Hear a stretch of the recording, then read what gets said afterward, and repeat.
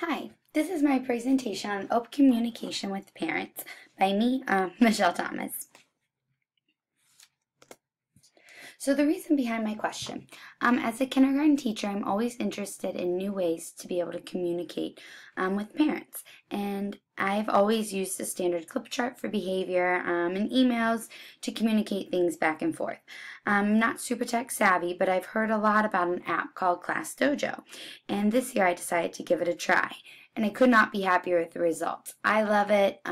It's a great way for our behavior system. My students love it. But then it also has really opened up the doors to communication with my parents. I constantly will get parents that will send me little reminders about things about their students. I can send reminders about how the day is going. Parents use it as a great way to communicate about any behavior issues that are going on in our classroom, if their child's going to be absent that day, if they would like to pick up work for that child. So it's just really opened my eyes to a way of communicating with parents and really helped me form my question. So my question is, how does social media allow for better communication with parents? And some of the big takeaways are with the advancement of technology, there has become so many new ways that you can communicate with parents. And parents today can be updated through quick messages, photos, and apps that allow multiple languages to be used. Some additional information I found was parents today are busier than ever, and they need a way to communicate with teachers that's accessible to them.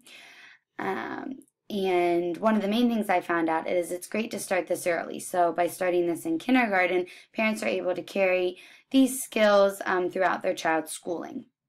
I also did a lot of research on ClassDojo, especially since it's something I've been using in my classroom, and it's a great app for communicating with parents. And then another thing I discovered while doing my research is there are so many barriers that teachers face when it comes to communicating with parents. Three of the main things that I found were socioeconomic status, time, and culture. With socioeconomic status, the higher socioeconomic status that parents have, the more time they will have to be able to spend with their child at functions, take the day off to come into their classroom, and to be involved. But there was a need for a way to reach parents who didn't have this time. And one of the great ways for that is through social media. I specifically think through like ClassDojo or any other app you would use, you can send pictures to parents to let them know what's going on in the classroom. You can send emails to let them know what's going on in the classroom as well. And another big barrier is time.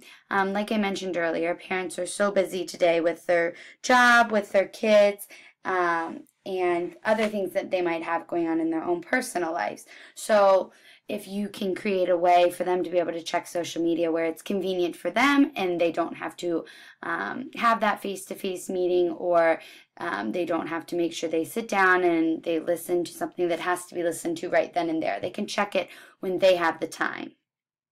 And then the last one I found was culture. There are many different types of families, and some of them might speak a different language than you. And so this was really hard because this can be a big barrier for teachers if you don't have a way to communicate with that parent.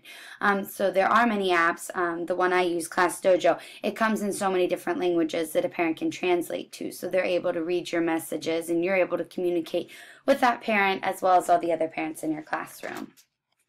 Some of the takeaways from my assignment too is learning how to communicate on a level that is convenient not only for you as a teacher, but for the parents in your classroom.